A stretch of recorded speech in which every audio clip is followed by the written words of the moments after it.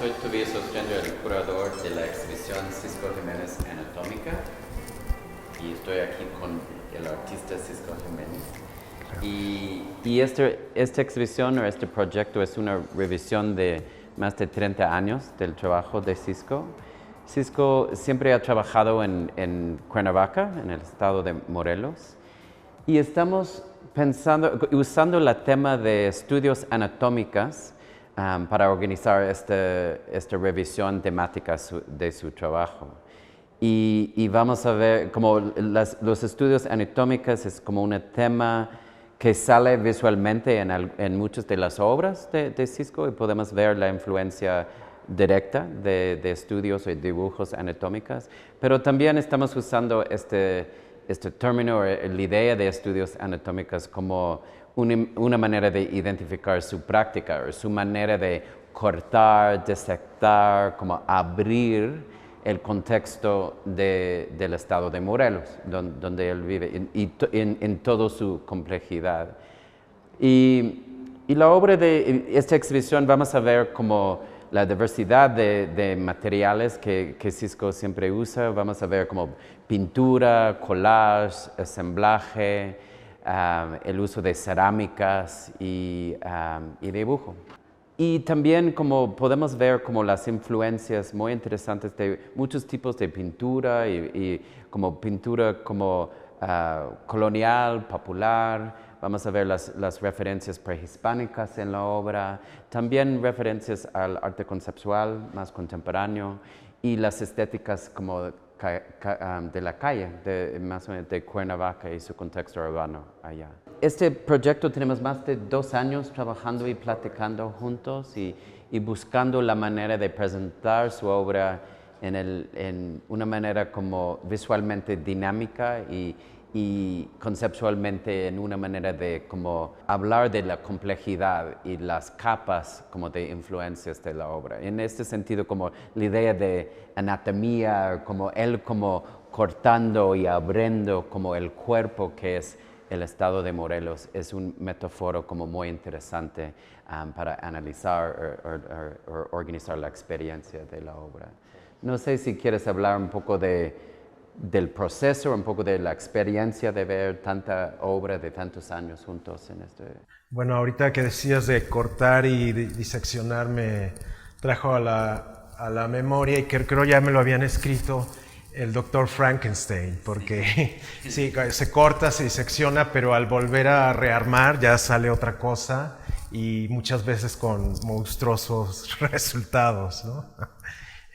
Bueno, tengo el placer de ver reunida una gran cantidad de mi producción, pues sí, de prácticamente más de 30 años, en los cuales esta aventura comenzó con una temporada en los periódicos como caricaturista político, y creo que esa fue mi gran escuela. Sí, yo de puberto todavía me le pegué al caricaturista Rius, una persona muy importante en México, que vivía en Cuernavaca, era también su base, y con él empecé a aprender a hacer historieta, crítica política, cartón político, y él me encaminó o me consiguió mis primeros empleos en periódicos de izquierda y totalmente de la escuela marxista de Sergio Méndez Arceo, que fue el gran obispo de Cuernavaca que impulsó una serie de reformas al catolicismo que no se las perdonaron hasta el día de hoy, ¿no? Yo pienso que esta formación como característica política podemos ver en su uso. Una cosa muy dinámica de tu obra, y vamos a ver en la exhibición, es cómo mezcla texto con imagen. Y siempre con este humor también, como este humor como un humor como político, un humor como crítica, y es muy única en su obra, y eso pienso que viene de esta formación o sigue como un fuente de inspiración. Completamente. El humor es un gran tema en el mundo del arte porque siempre ha estado quedado de lado. Los artistas que han manejado el humor siempre son una especie de marginales, ¿no? Son puntos y aparte. Y bueno, yo en la caricatura política aprendí sobre todo a tenerle mucho respeto al humor porque es un tema serio. ¿no? El cual tiene implicaciones pues incluso más allá de lo aparente, ¿no?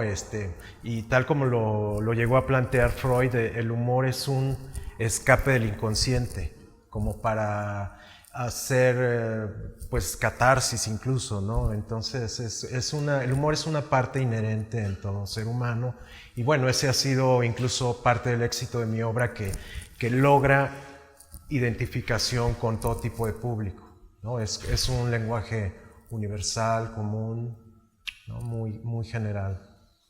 Y en esta parte es como un poco como una sala afuera de las otras salas, es como un poco de introducción, pero también tenemos como 2 obras producidas específicamente para esta muestra. Entonces, no sé si puedes hablar un poco de esta obra que es la Expulsión del Paradiso, y este mural que estaba hecho específicamente para esta sala también.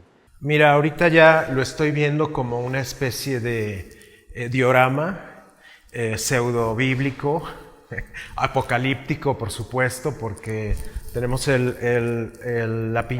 una pintura que realicé en el año 2004, y que para este proyecto se trató de que un rotulista de la ciudad de Puebla con su mano popular lo reinterpretara. Entonces el resultado es esta imagen que tenemos, que da la bienvenida a la muestra, y que me gusta mucho cómo el rotulista se lo apropió, y puedes notar muchas variaciones a pesar de sí estar apegado al modelo original, y que se ve que se divirtió, porque sí veo mucha soltura, mucha ahí atención a los detalles, ¿no? Más allá de lo que implicaría hacer un rótulo y ya, punto, ¿no? La cosa que me gusta de esta obra, y vamos a ver como paisaje, como un tema, o la tradición de pintura de paisajes de Morelos, como es una influencia en tu obra, pero también es como situando la exhibición en muchas maneras en tu propio contexto, o el contexto de Morelos, pero más allá de, como Puebla tiene este diálogo con este paisaje también. Entonces estamos como aquí, estás situando la exhibición en este lugar en una manera muy dinámica, ¿no? Sí, me hiciste pensar los contextos del centro del país que vivimos alrededor del volcán. Siempre está presente porque es un tema muy serio, en el sentido de que es una bomba de tiempo que en cualquier momento puede estallar y dejarnos así, Sí. ¿no? Hablamos Entonces, de esto un poco, como eso sí. eso es un poco muy fuerte, ¿no? Este uso de objetos encontrados. Vamos a ver en la práctica de Cisco, hay mucho uso de elementos encontrados, como elementos como históricos, vintage, como de muchas épocas. En este caso, como estamos viendo 2 figuras como casi colonial, un poco del siglo XIX, ¿no? Sí. Tuve la fortuna de encontrar estas 2 piezas de finales del siglo XIX, y que corresponden a Adán y Eva, y totalmente conectados con el tema bíblico, pero también con la representación que se hace de figuras religiosas, ¿sí? En este caso despierta muchas inquietudes, porque se trata de 2 esculturas, para mi gusto, bastante grotescas, bastante particulares, rayando casi en la pornografía, siento, y que probablemente pudo haber sido alguna fantasía íntima y personal de un burgués de esa época, que las mandó a hacer para su propia hacienda o su propia casona, no sé. Entonces, partiendo de ese absurdo que me encontré, y que definitivamente también representan un tema polémico muy actual, que es pues la supremacía blanca, ¿no? ¿Qué implicaciones tiene en la actualidad los grandes centros de poder que siguen siendo Europa y los Estados Unidos, básicamente, no únicos, y qué representa todavía la pareja heterosexual,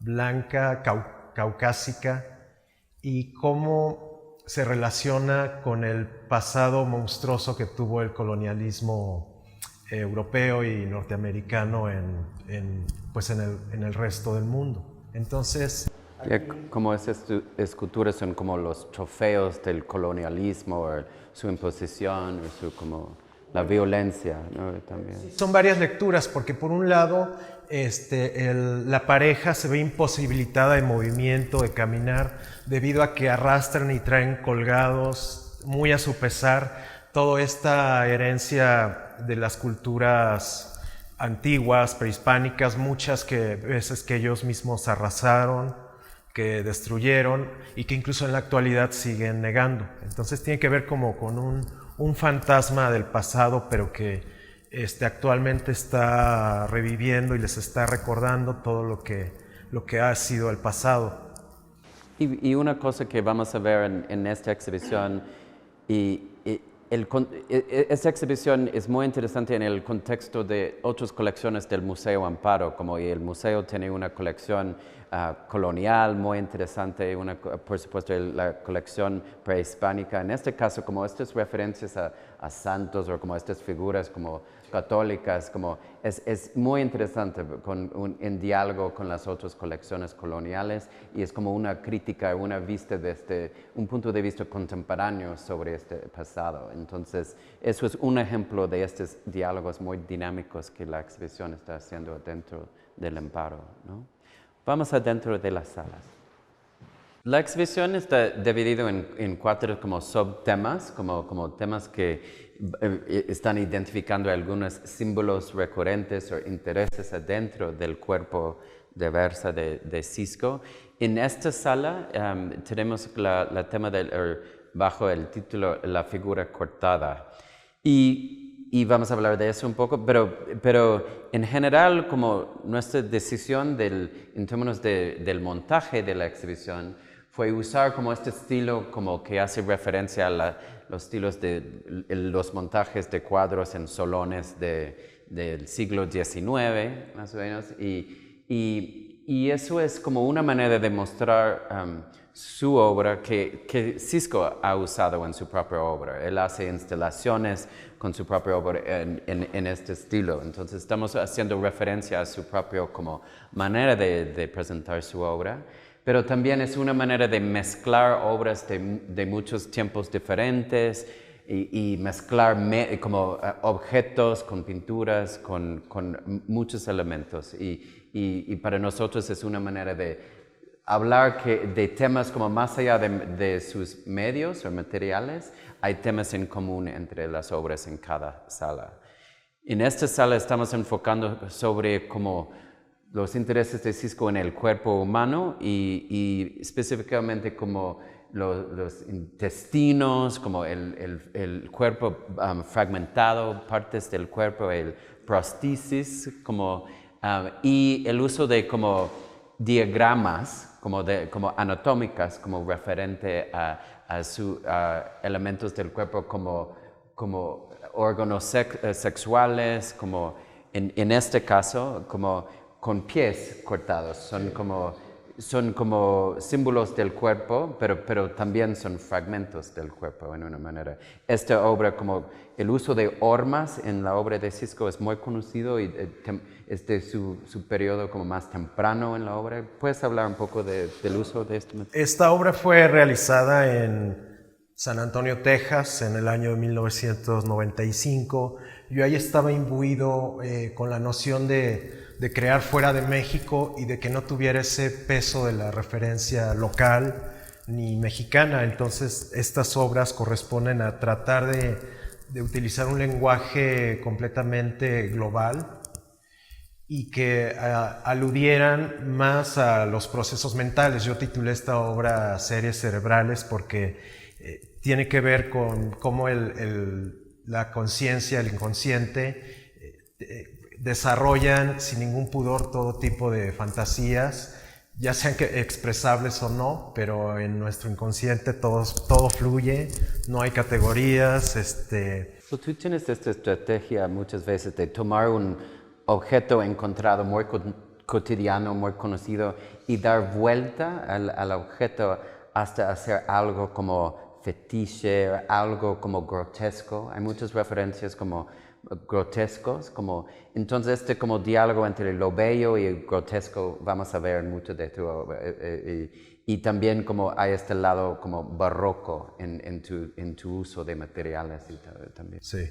En México se acuñó un término que se volvió un cliché, que es lo que llaman arte-objeto. Pero en el 99% de los casos alude a objetos bellos, sobre todo antigüedades que usan y que todavía los hermosean más y se convierte en un objeto bello, entre comillas, rayando en lo cursi, y quedó ese cliché de que el artista hace arte-objeto y presentan estas cosas, ¿no? Entonces también una de las preocupaciones al hacer este tipo de obra es alejarme lo más posible de eso y crear, rayar en lo grotesco y en lo despreciable, ¿no?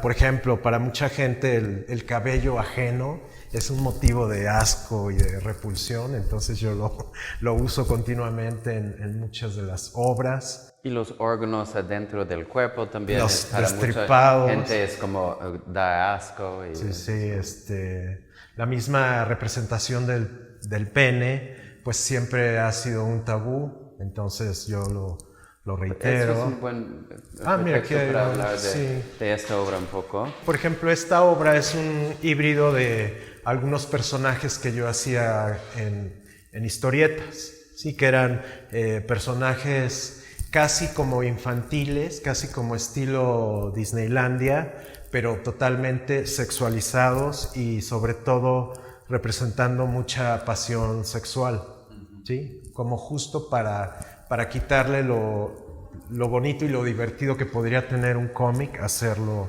todo lo contrario. Y yo veo como aquí como muchas referencias a tu pasado como caricatura política y también ¿No se oyó? No. ¿Qué?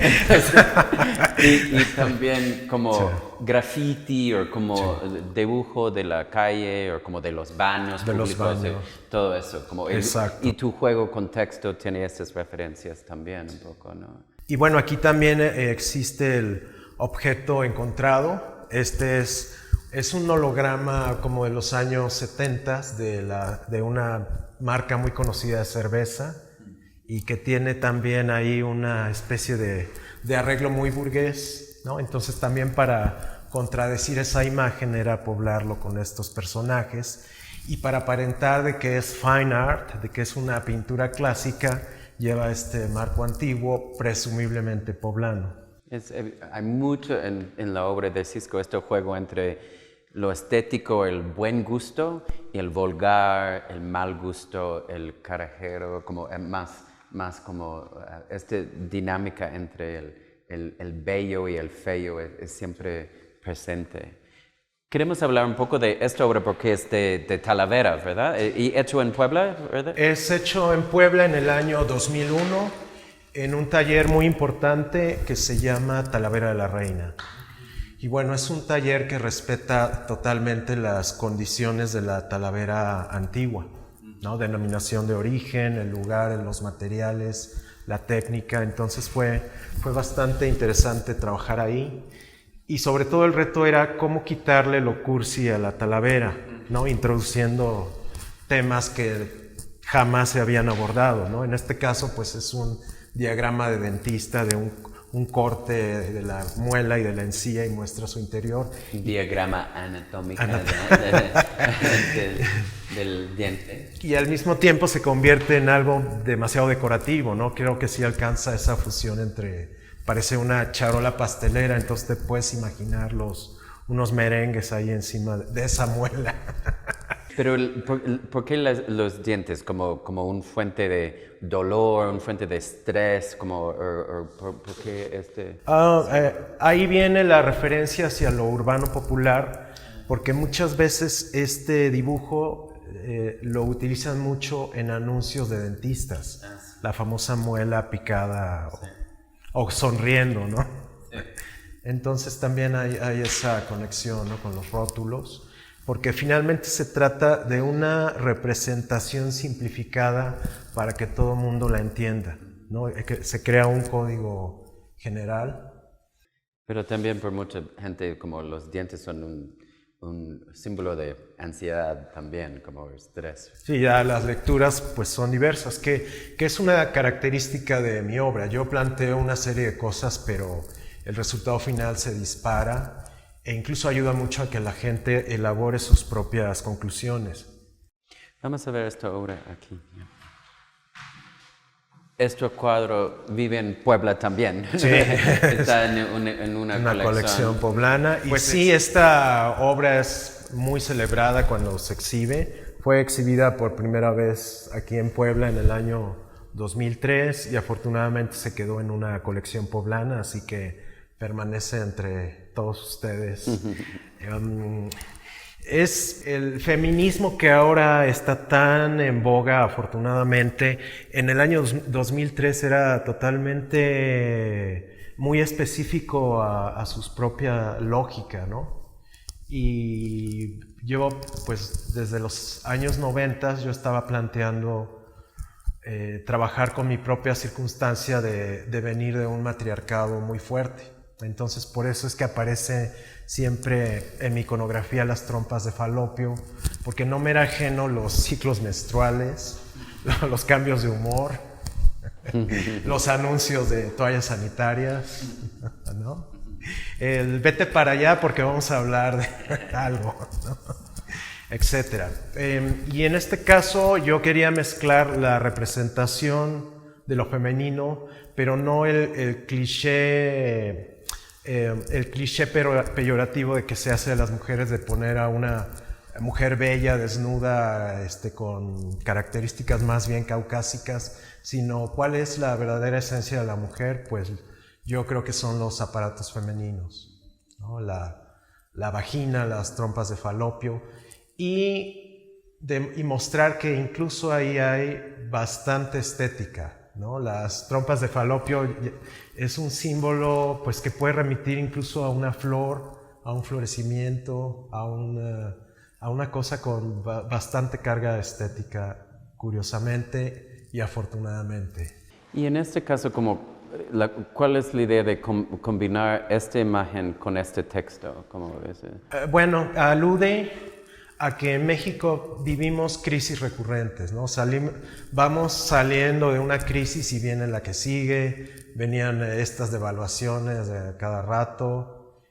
Que por la gente que no pueden leerla, pues, como... Ajá. Entonces titulé esta obra, como la economía está de la chingada, mejor les voy a describir las trompas de falopio.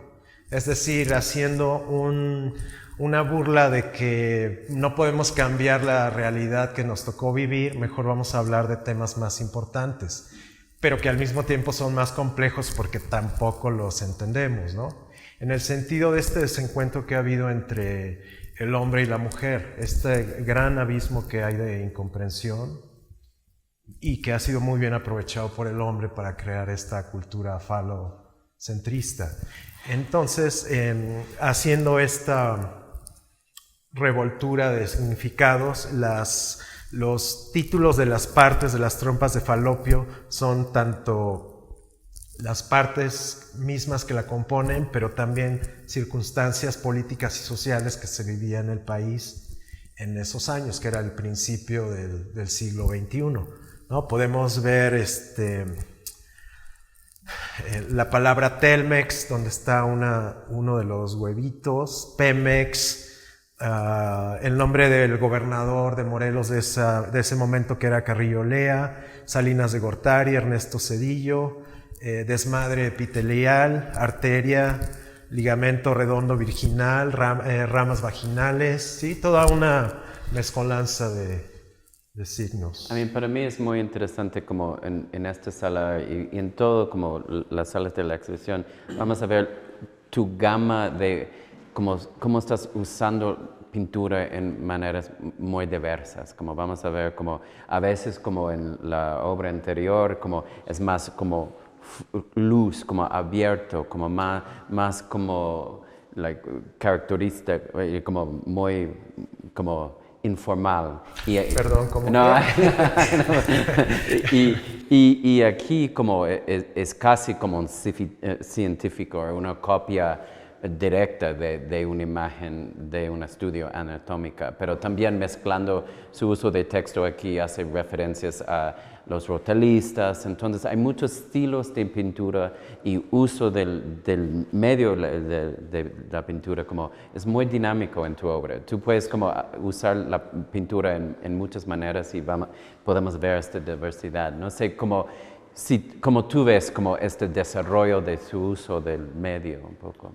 Sí, mira, esta pintura justo muestra la fascinación que siempre he tenido, por ejemplo, por los cómics, que tienes un personaje y mucho texto escribiendo alguna acción, pero también de los exvotos, las pinturas de exvotos, que siempre había una figura central que usualmente era un santo, una virgen, y el texto que escribía lo más que podía el milagro o lo que estaba sucediendo.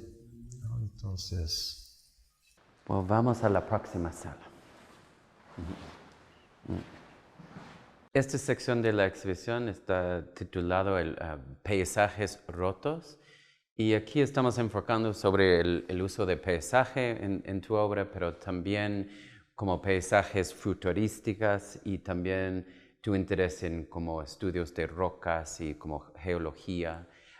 Pero queremos como comenzar con esta misma imagen que está en el mural a la entrada de la exhibición, este uso del volcán en su obra otra vez y la influencia de la tradición de paisajes como de Morelos o la tradición de pintura de paisajes en Morelos y la influencia en tu obra. Sí. Morelos siempre se caracterizó por ser un estado agrícola, es decir, un lugar de zonas muy abiertas, mucho campo, y tenemos ahí unos accidentes geológicos bastante fuertes y poderosos que es Tepoztlán, Tepoztlán es el resultado de unos cataclismos volcánicos de la prehistoria y que pues ha dejado unas estructuras, unas formas escultóricas fantásticas. Entonces uno no puede ser ajeno a esa impronta del paisaje morelense. Y por otro lado, pues también tuvimos un pintor de paisajes muy celebrado que fue Jorge Cázares. Él se hizo muy famoso porque sus paisajes aparecían en pequeño en todas las cajitas de cerillos. En referencia de esta ahí, ¿no? Entonces siempre se nos estaba recordando acerca del paisaje mexicano. Obviamente yo lo retomé, pero sin seguir esa escuela, sino al contrario, hacer una y tu papá crítica. Fue pintor también. Mi papá hasta la fecha sigue siendo una especie de pintor dominguero, jubilado, ¿no? Y pues, retomando el volcán, pues por obvias razones que Morelos y Puebla, pues vivimos alrededor con siempre ese miedo latente o ese temor y resquemor. Pero siempre tu uso del volcán en este caso, pero paisaje, a este diálogo con el cuerpo humano también, como el volcán como un símbolo fálico o como referencias del cuerpo masculino y cuerpo femenino también. Y el cráter, claro. El cráter como la vagina, sí, como el receptáculo. Y además esta también es una imagen arquetípica porque siempre fue lo que se nos aparecía en las ilustraciones de los libros de la secundaria, en enciclopedias sobre la naturaleza, ¿no? Siempre estaba el famoso corte del volcán, ¿no? Para ver su interior, pero sí, definitivamente está ligado a esta ya tradición que tengo de representar al pene o hablar sobre. Y en esta sección estamos mezclando imágenes de paisajes como de Morelos o referencias ahí, y con obras que tienen mucha influencia de esta revista que estamos presentando, una sección de tu colección de la revista Duda. Y puedes hablar un poco de la influencia de en toda su trayectoria de esta revista, ¿no? Sí, en mi niñez había dos referencias bastante particulares que alimentaron mi imaginería, y no solo a mí, sino probablemente a toda la generación de los años 70, que era por un lado la revista Duda, que es la que tenemos aquí, toda una colección, con unas portadas maravillosas, y por otro lado estaba la revista Alarma, que era la gran revista amarillista de México, con solo abrirla ya te salía un salpique de sangre, porque daba cuenta de todos los asesinatos, tragedias, escándalos que sucedían en el país, ¿no? En este caso, la revista Duda me interesó siempre mucho porque trataba temas, yo le llamaría pseudocientíficos, que tenía que ver con avistamientos de ovnis, aterrizajes, apariciones de extraterrestres, no solo eso, sino fantasmas, zombies, monstruos. Pero mezclando con imágenes de pirámides como sí, de mayas, reales, ¿no? De culturas antiguas, sí. Egipto, los incas. Entonces era una mezcolanza, pues tal como sucede en mi obra en la actualidad, ¿no? Aparte de esta presentación psicodélica que era el aire de la época.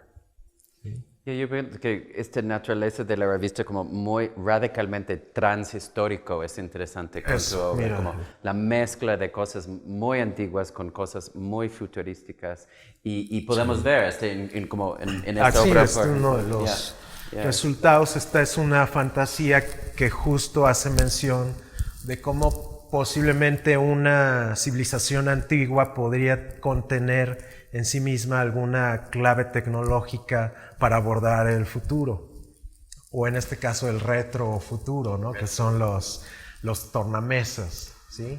Y bueno, el colorido también definitivamente viene de esta influencia, y que bien podría ser una imagen que podría ser una portada de un disco de un rock progresivo, ¿no? O de jazz tal vez. Estamos como viendo como el título es Tikal, ¿verdad? Tikal, sí, Tikal con tornamesa. Y bueno, es la representación de las pirámides de Tikal en Guatemala, esta ciudad maya, que a mí me interesa mucho porque tiene las pirámides más bellas que se lograron construir en la antigüedad. Son muy esbeltas, muy clásicas, muy proporcionadas.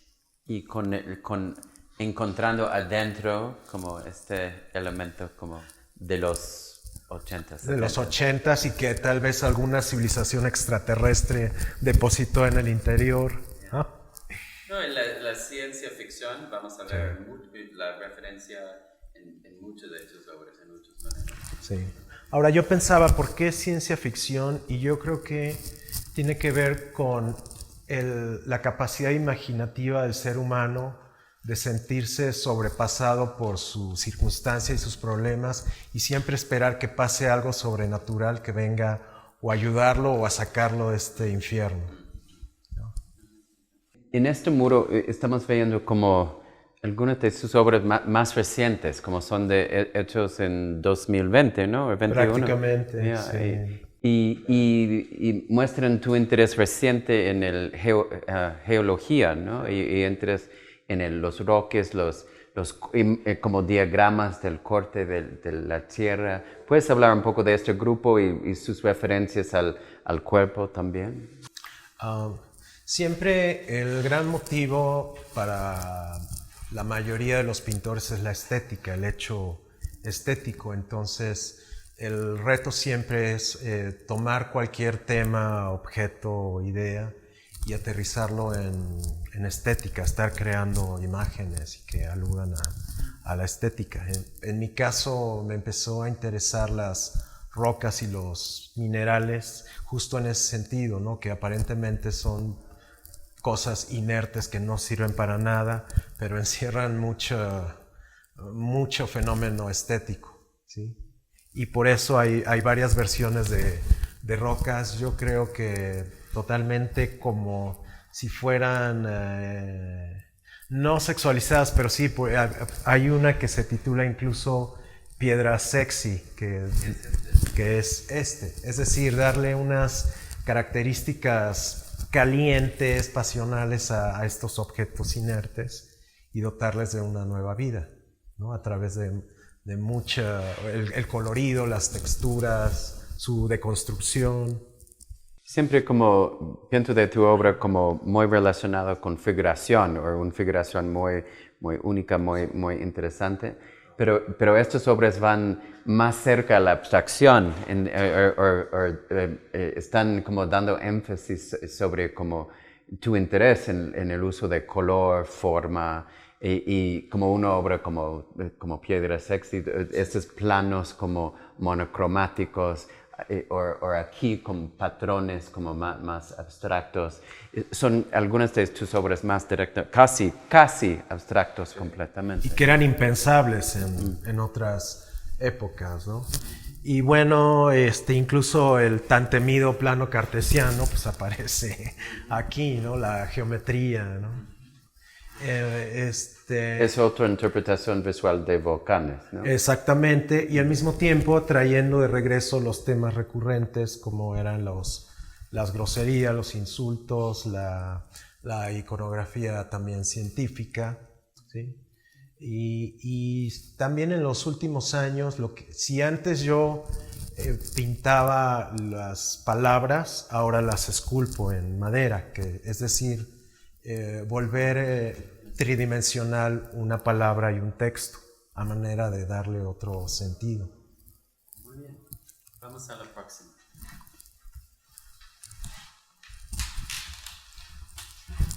Esta sala, el núcleo mítico, es como más o menos el corazón de la exhibición, es el fondo del recorrido de las salas. Y aquí estamos concentrando en obras que tienen mucha densidad visual. En las otras salas vas a ver como mucha como densidad entre las obras, pero aquí tenemos obras que en sí tienen muchas partes o muchos elementos encima del otro. Y también la idea de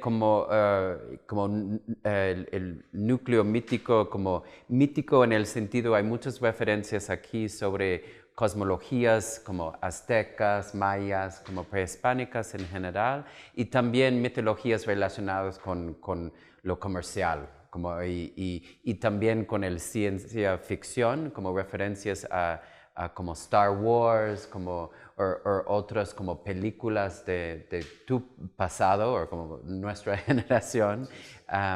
Y una manera de comenzar con esta plática sobre esta referencia de densidad es esta obra muy icónica, muy importante en tu trayectoria, Codex Chafamex, que es como una de las obras más grandes en la exhibición y más densas visualmente también. Sí.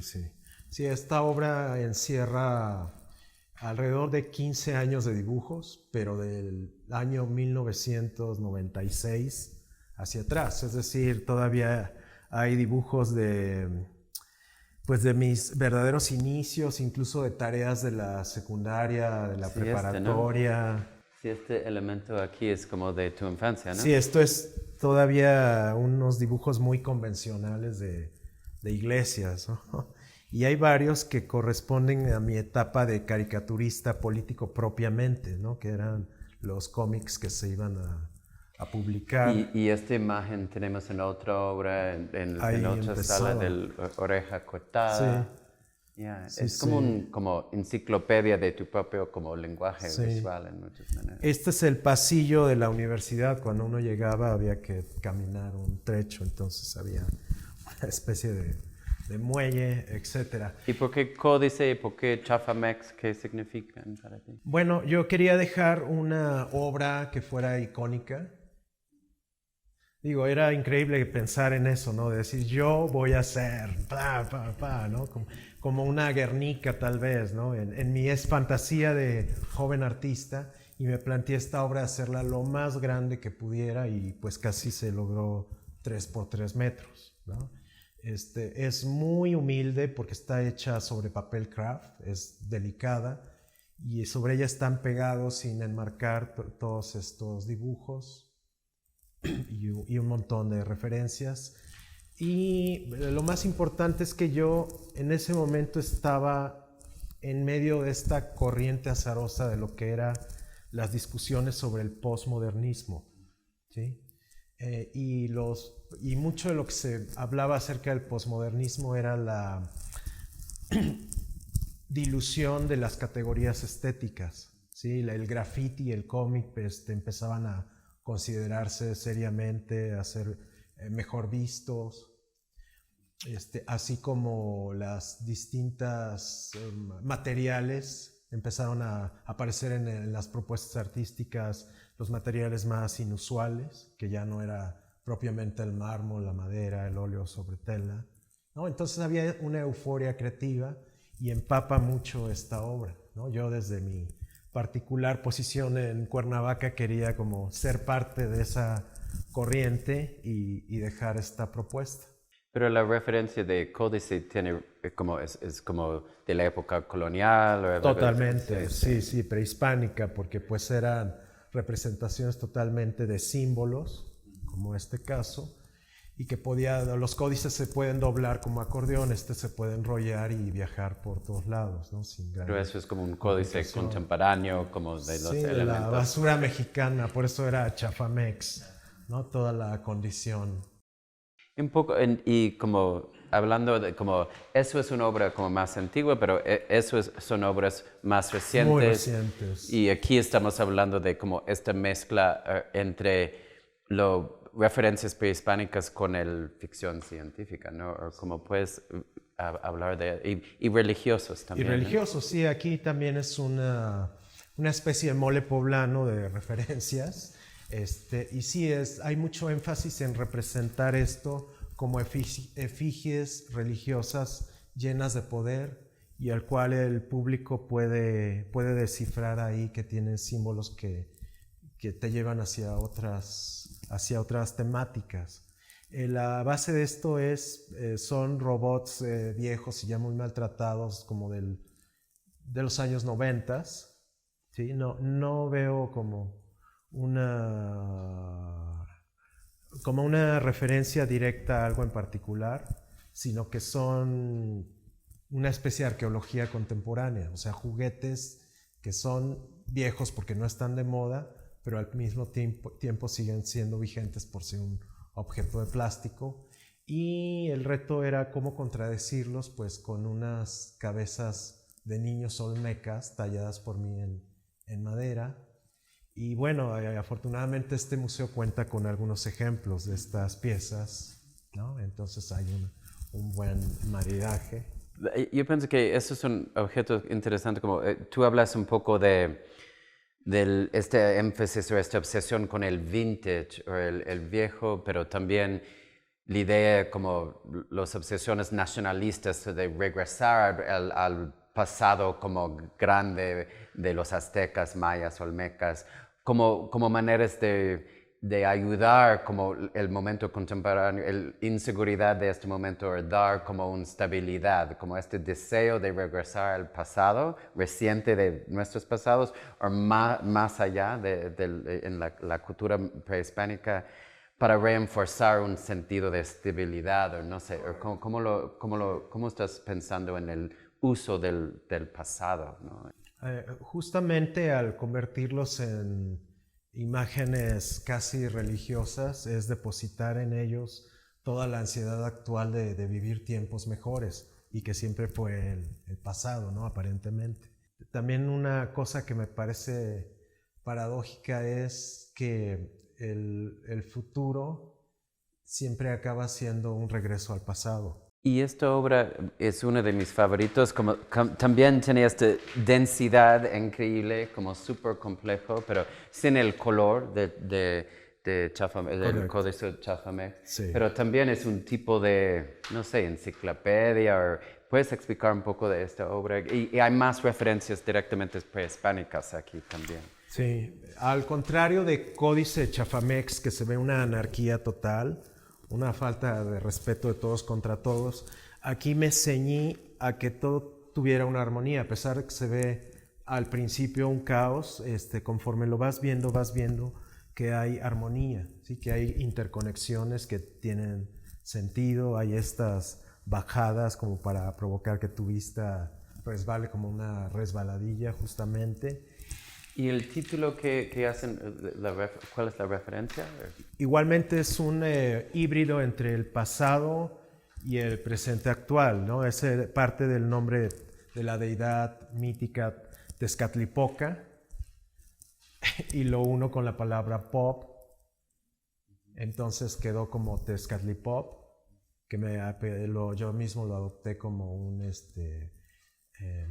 seudónimo para el Facebook, por ejemplo. Y al mismo tiempo pop, aterrizado en México, degenera en popular, ¿no? La palabra popular en México está muy enraizada, estamos muy conscientes de ella. Y tiene que ver tanto en el más sentido despreciable de lo que consideran baja cultura, pero también popular tiene que ver con la cohesión social, lo que puede provocar un movimiento popular, por ejemplo. Entonces, por eso juego Tezcatlipop, pop, pop, frente popular de resistencia. No, estos juegos con palabras o lenguaje son muy interesantes también. Y estas como densidades tienen mucho que ver con el collage en general como estrategia tuyo. Y eso es como, tú hablas mucho de dibujo, como tu uso de dibujo como un ejercicio diario o como un ritual personal. Y eso es como, o una manera de como usar tu mano o dejar tu mano trabajando y pensando y viendo. Y estas obras como tiene el uso de tus cuadernos, ¿no? Como dibujos tomados de tus cuadernos mezclados. Y ¿puedes hablar un poco de alguno de esta serie? Porque para mí tiene esta misma densidad de las otras obras, pero también son un poco más informales porque hacen esta referencia a los cuadernos en sí, ¿no? No sé. Y es de donde todo parte, ¿sí? Se podrán ver cosas muy complejas y elaboradas, pero el origen de todo eso son los apuntes, este acto pues prácticamente diario de registrar en libretas, en cualquier hoja de papel de cualquier tipo, y al mismo tiempo esta recolección de nuestra basura cotidiana a través de estas etiquetas comerciales, las cuales llegan a ser un elemento estético muy, muy importante en estos collages, y crean composiciones, pues sí, muy llamativas, pero también que acaban siendo una especie de códices o de diagramas, y en la mayor parte del tiempo rayando en el absurdo y en lo dadaísta. Porque, es decir, aparentemente tratan de dar una explicación concreta de algo y muy aparatosa. Como un diagrama de un algo. tesoro, ¿no? Sí. Y acaba siendo más bien el caos mental que cada uno puede construir en su mente. Y esta obra, como, esta referencia a lo comercial, o como vendiendo productos, o haciendo productos, o como, esto es muy evidente en la estructura de esta obra, pero puedes hablar, como, hay muchas referencias aquí, pero puedes desempacar un poco las referencias. Lo importante fue el hallazgo, el encuentro del objeto. El objeto fue este puesto, esta estructura metálica que fue vandalizada y yo la encontré completamente destrozada, tirada en la calle, y cual cadáver lo llevé arrastrando con un herrero para que lo reconstruyera. ¿Sí? Una vez que logró estabilizar la estructura, pues sí me di cuenta que era un típico puesto de vendedor ambulante, ¿no? Y con bastante elegancia porque hay un diseño de repisas bastante bien elaborado. Entonces, esta obra trata acerca de ¿qué pasaría si yo fuera una especie de artista ambulante y poblara este puesto con mi obra, pero hecha prácticamente de una manera masiva? Es decir, la misma escultura hecha a mano, pero repetida constantemente, las pinturas igual, repetidas en forma masiva, y otras piezas tanto de cera de Campeche como en cemento. Y hay referencias a como casi como olmecas, como, no sé, como, pero también del grito de Munch, ¿no? Es toda una mezcolanza de referencias. Bueno, los cuadros, las que son paisajes que podrían ser alusión a Velasco, al mismo Jorge Cázares, el paisajista morelense, y al objeto fálico, ¿sí? Pero sí, sobre todo a este concierto de rostros gritando a la manera de Edvard Munch, ¿no? Del cuadro del grito. ¿sí? La otra referencia fuerte, vamos a este lado, en esta sala como los núcleos, como hay referencias al celulares, como referencias al ADN en tu obra y otro tipo de densidad aquí, otros objetos como denso, como más como científica, más biológica, pero estructuralmente como mezclando como muchos materiales, como cuadros con objetos, nada de dibujo aquí, pero a veces como fotos, pero espejos pintados y temas muy biológicos. Entonces, como puedes hablar de este interés en como estas formas cuasi científicos, como en la... Va desde el mundo científico, pero también a lo más clásico de la pintura barroca, en el sentido que en el barroco el marco era importantísimo y se integraba a todo el sentido de la pintura. Entonces yo mismo tallaba los marcos con una especie de ornamentación, en este caso es maya, ¿sí? Este tipo de diseño tiene que ver con todas las estructuras mayas, pero sí que encerraran esta explosión visual, la contuvieran, ¿no? También me remite a estos juegos pues de los años 70 que era el pinball, que era esta mesita con la pelotita metálica que salía disparada con un resorte y empezaba a tocar focos y a mover objetos. Entonces yo quería retomar eso en esta obra y poner todos los temas vigentes de ese momento, que era justo la polémica que causó el que los transgénicos se implantaran en México durante el gobierno de Felipe Calderón, Vicente Fox, por ahí. Dice fuerte ilusión transgénica, es el lo presentaban como la gran solución a los problemas del campo, de la ciencia, de la medicina, y pues era el tema del momento. Y esta obra es de 2005 y este tema salió más como 2001, sí, 2002. Exacto, eran los últimos años, y esto son unas canicas en un tubo transparente que puede representar un código genético, no una estructura molecular. Y esta forma, vamos a ver en otras obras en la exhibición, ¿qué tipo de forma es este? Como es un corte como un diagrama científico de un órgano o una parte de una planta. Parte de una representación en biología del corte de un tallo de una planta. Son distintas capas. Ahora, a mí, como siempre he manejado el albur, no me puedo escapar de eso, representa un pene diseccionado. Es decir, la pérdida de la masculinidad. Es decir, como en la actualidad el hombre se quedó sin identidad, no sabe a dónde aterrizar lo que está pasando, las grandes conquistas del feminismo contemporáneo, y que el hombre no se halla todavía. Entonces toda esa ansiedad es representada en estas disecciones que hago del pene. Transgénica tiene como otras referencias dentro de... Trans. A trans y todo, como género, sí, ¿no? El género, etcétera. Entonces, para mí, y lo recalco, perdón, es muy importante dar esta multiplicidad de lecturas. Creo que le da una riqueza a la obra y permite que no muera, porque siempre el público va a estar identificándose con distintos significados. Esta sala es Signos Urbanos. En esta sala estamos enfocando sobre la influencia de las estéticas de Cuernavaca, de la calle, como el espacio urbano, las estéticas dinámicas de este contexto.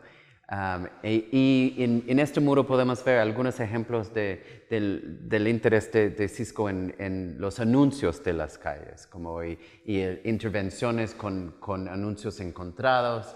En este caso, como este anuncio hecho por un rotalista, mezclado con estos elementos estos materiales como muy de Cuernavaca, en este caso los mosaicos que están como usados para las albercas, que son muy conocidos de Cuernavaca, pero aquí como jugando un poco con el mundo de la historia de arte, como, con una referencia a Joseph Beuys mezclado con este elemento de la calle. Podemos ver otras referencias como de uso de texto en el calle que Cisco está usando. Como, ¿qué tomas o cuáles son tus intereses en como el vernacular callejero de Cuernavaca específicamente? Bueno, soy un gran vago, camino mucho, siempre estoy viendo el entorno y siempre me dejo que libremente me asalten los objetos o las imágenes, ¿no? Por ejemplo, en este caso el centro esotérico era el centro esotérico Merlín, de un brujo que ofrecía sus servicios. Este letrero, me enamoré de él, me gustó tanto que... Y tenía miedo, bueno, si es un brujo de verdad, él va a ver en su bola de cristal dónde está su letrero y en 2 horas lo iba a tener en mi casa tocándome la puerta. No pasó, ¿no? Quise ligar este tema tan ajeno muchas veces al mundo del arte, que como es el arte popular o el rotulismo, traerlo al mundo del arte contemporáneo, justo incorporando el concepto de este artista que se declaró a sí mismo un chamán del mundo del arte y que dejó pues esa referencia, ¿no? Y que pues siempre es muy polémico su legado, ¿no? De cómo tomarlo, cómo leerlo siempre o releerlo, ¿no? Entonces es como si el nombre de Beuys fuera conocido por todo el mundo y fuera lo más obvio ponerle a tu centro esotérico, pues Beuys, ¿no? No, y otras obras donde estás usando estos mosaicos están con estas herramientas y tienen algunas obras hacen referencia directamente a las herramientas de los trabajadores, y puedes hablar de tu interés en labor, como en la obra, como dando dignidad, dando referencia a labor, como en esta obra. Pero aquí es muy interesante también, en este aquí. Uy, que es una pieza muy antigua. Bueno, puedo empezar con esta. Yeah. Esta es una pintura objetual del año 1992. Es el más viejo en la expo. Sí, yeah. Sí. Entonces, prácticamente tiene 30 años. Y era una mofa de cómo en el barroco todo tendía a hacerse sobredecorado y decorando todo lo que fuera posible, ¿no? Era la exageración total, ¿sí? Entonces, ¿cuál es el nombre de la obra? Por ejemplo, esta se titula Herramientas de un albañil barroco, rococó y churrigueresco, es decir, toda la exageración posible, solo que en este caso se trataba de hacer barrocas las herramientas de un albañil, es decir, de una de las profesiones más despreciadas, más humildes, y cómo darle un aburguesamiento a eso, ¿no? Un nuevo disfraz o una especie de camuflaje, que pasa igual ya en los últimos años con estas herramientas, ¿no? Que también corresponden a oficios muy sencillos de la sociedad, como puede ser el carpintero y el albañil. Y bueno, como decía Tobías, Cuernavaca tiene una gran tradición de fabricar y de usar los mosaicos venecianos, le llaman. Entonces, pues decoraban todos, alberca, edificios, mobiliario, sí, murales, ¿no? Y también esta nueva cuenta, por supuesto, entre más dinero tuvieras, tenías más mosaicos, es decir, una alberca rica tenía que estar cubiertas de mosaicos y a veces con mucha decoración. Entonces estás estableciendo como este diálogo entre como el trabajador y la riqueza, o como de su labor. Sí, como si fuera un albañil de lujo cuya herramienta es de mosaico veneciano, al igual que esta pieza anterior, ¿no? Que se convertía en un objeto lujoso, ¿no? O muy ornamentado. Esta obra que estamos poniendo al lado, hay un diálogo formal, pero es de otra época y otro tema, que es otra, como el uso de esta arma es como en muchas obras, y tenemos en uno de los patios del museo una obra gigante con esta misma imagen. ¿Puedes hablar de como tu interés en esta arma en particular y su influencia o resonancia en el contexto de Cuernavaca? Sí, esta es un poco estilizada, pero es un cuerno de chivo o un rifle AK-49, conocido como la Kalashnikov rusa, ¿no? Es el arma fetiche de los narcotraficantes, por supuesto. Y en Morelos no se conocía esta arma hasta tal vez principios de los años 2000, que empezó a aparecer llevada tanto por la policía misma, el ejército, pero sobre todo por gente civil que empezaba a poblar las calles de Cuernavaca, ¿no? Fue tal impacto psicológico de empezar a ver estas armas que yo empecé a trabajar en esta serie.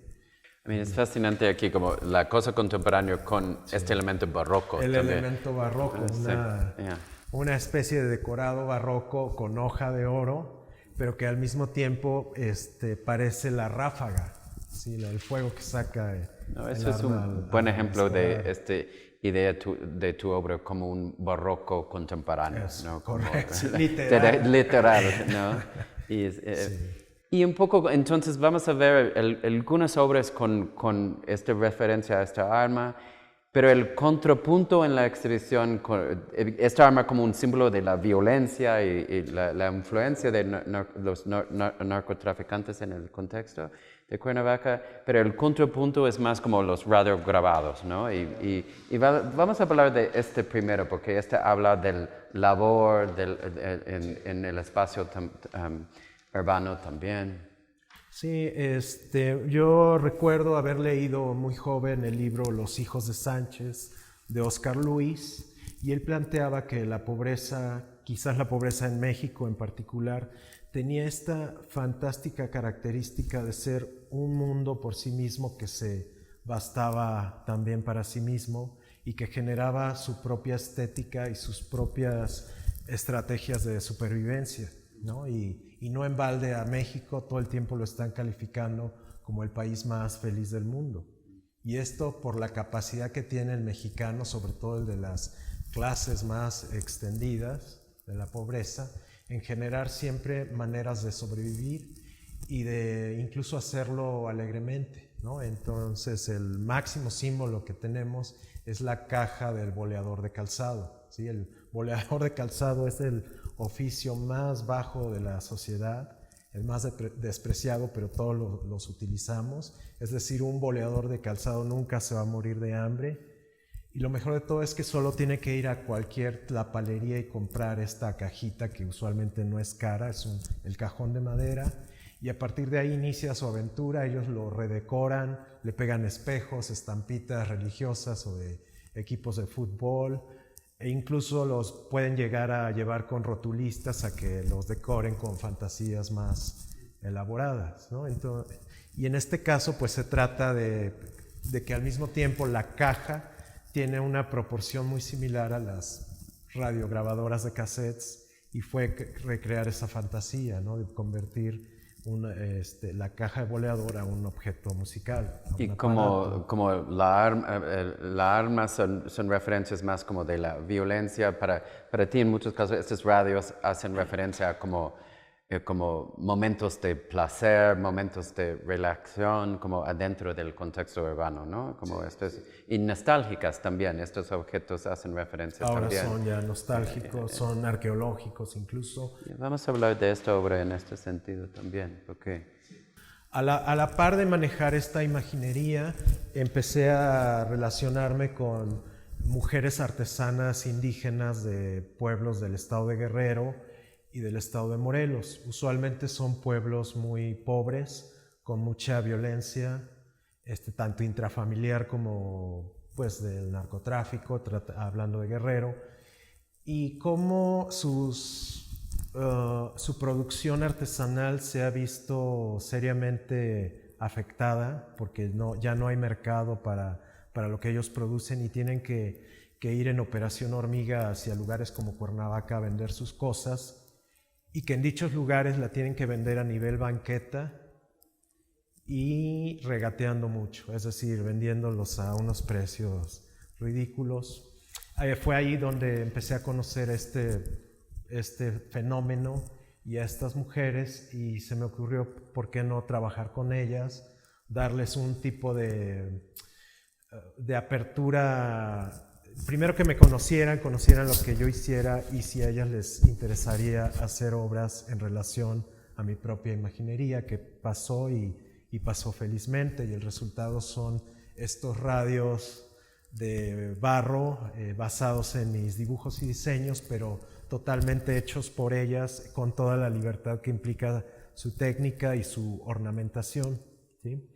Para complementar eso y ya de vuelta al lenguaje contemporáneo, armé esta instalación que son los radios de barro amarrados a manera de algún típico hechizo de vudú a los radios originales que dieron pie a las piezas de barro, ¿no? Entonces se crea hoy un híbrido cultural con múltiples lecturas.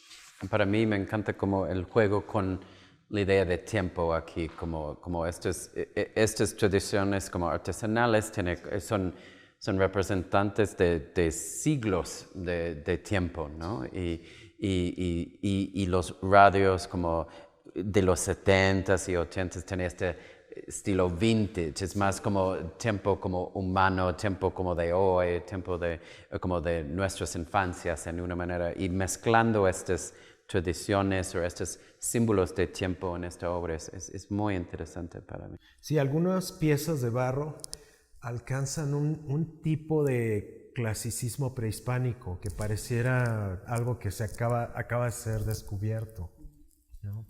Y con ellas también, tú hiciste este proyecto en esta mini instalación, regresando al tema de las armas, ¿no? Exacto, sí. Y específicamente hay una relación con problemáticas locales con ellos también, ¿no?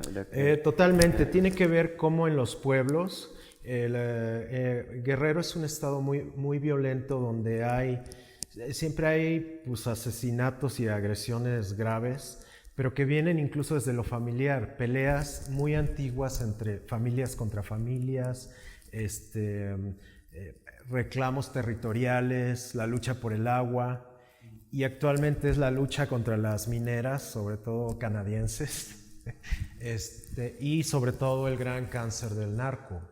Esto ha obligado a que toda la gente tenga una relación directa con las armas, tanto para defenderse, como los grupos de autodefensa de los mismos pueblos, pero también las familias en sí. Y tenemos como esta referencia con la mesa de una cocina. De la cocina, poblada de armas, y que al mismo tiempo son armas pues, que ellas elaboraron en barro con toda su ornamentación que ellas usualmente usan en todas las artesanías y objetos que ellas hacen, ¿no? Pero para mí es interesante como las armas no son armas de este momento, son futuristas también, son sci-fi también. Yo quería meter ese elemento de humor justo para crear una calidez de lectura y que no fuera algo demasiado deprimente. Quería darle esta fantasía infantil que dan las armas futuristas.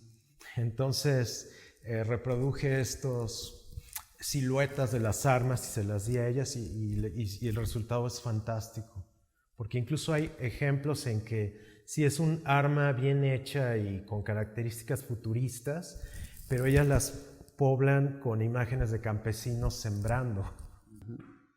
Y para ti, como eso es esta relación con tradiciones más indígenas, más artesanales directamente, parece como es algo más reciente en tu obra, o ¿cómo lo ves? Como había otros momentos cuando estabas trabajando con artesanías directamente. No, fue en los últimos años, justo a raíz de pero que encierra un gran problema que es la diáspora cultural. Ellos, por los problemas de inseguridad y de pobreza que hay en sus respectivos pueblos, tienen que salir a las grandes ciudades como Cuernavaca y otras más, llevando pues todo lo más íntimo que ellos traen, que es su artesanía y su cosmogonía. Pues eso es un diálogo con tu espacio urbano y que es la tema de esta sala. Pero, ok, gracias. Muchas gracias por habernos acompañado en este largo recorrido a través de 30 años. Pues los esperamos aquí. La exposición durará hasta el 18 de abril de 2022, así que pueden tomarse su tiempo.